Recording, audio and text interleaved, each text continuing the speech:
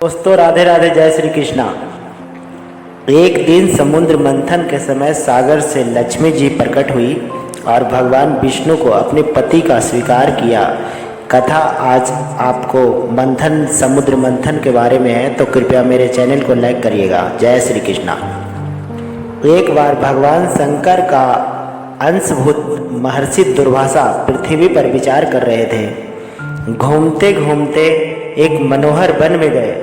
वहाँ एक विद्याधर सुंदरी हाथ में पराजित पुष्प माला लिए हुए खड़ी थी। वह माला दिव्य पुष्पों का बना हुआ था।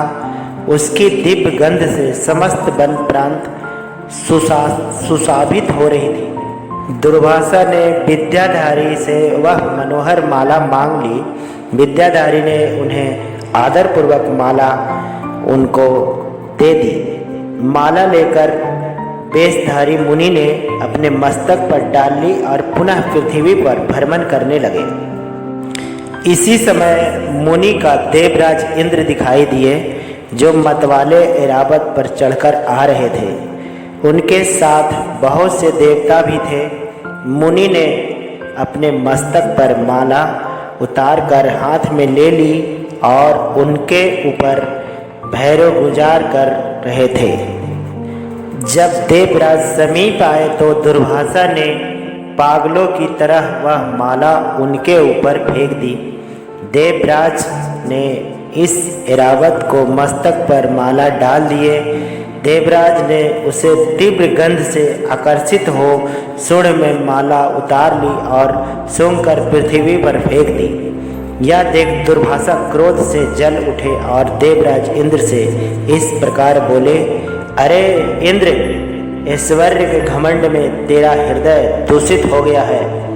तुझ पर जाड़त छा रही है, तभी तो मैंने माला जो दी तुमने आदर नहीं किया।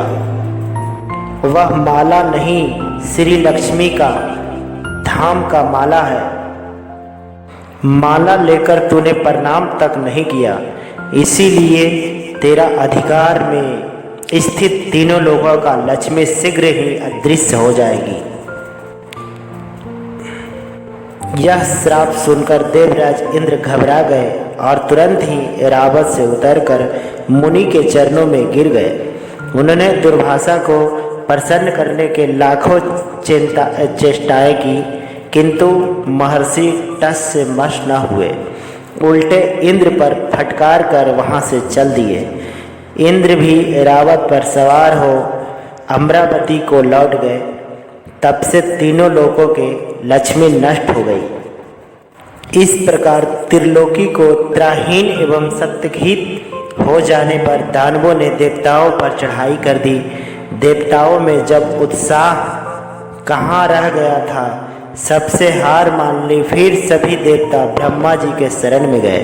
ब्रह्मा जी ने उन्हें विष्णु भगवान के शरण में जाने की सलाह दी तथा सबके साथ वह स्वयं भी क्षीर सागर के उत्तर तट पे गए। वहां पहुंचकर ब्रह्मा आदि देवताओं ने बड़ी भक्ति से भगवान विष्णु का स्मरण किया। भगवान प्रसन्न होकर देवताओं के सन्मुख प्रकट हुए।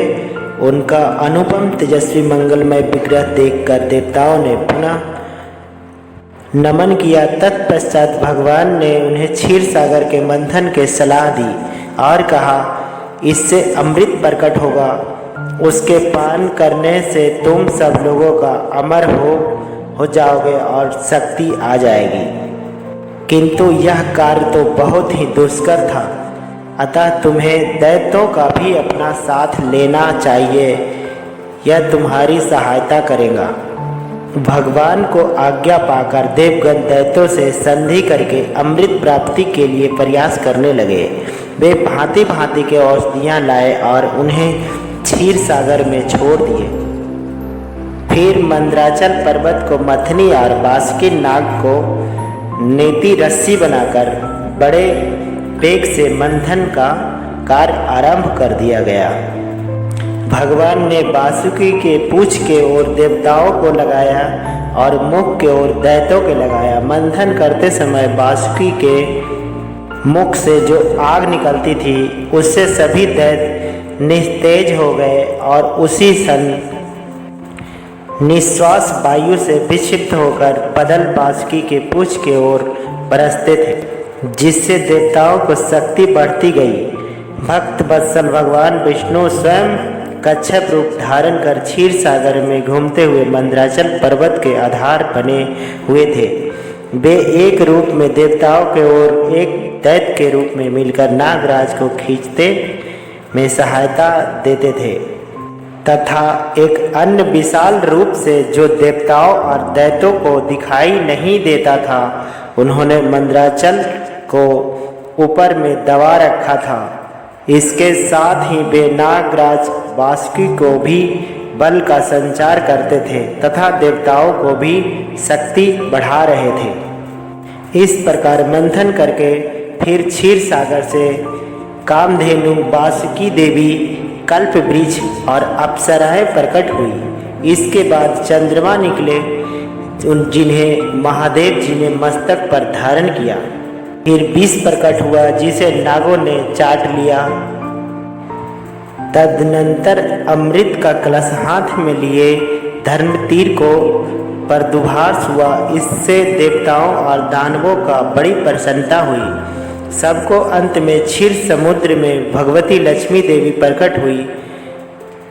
वे खिले हुए कमल पर आसन और विराजमान थी।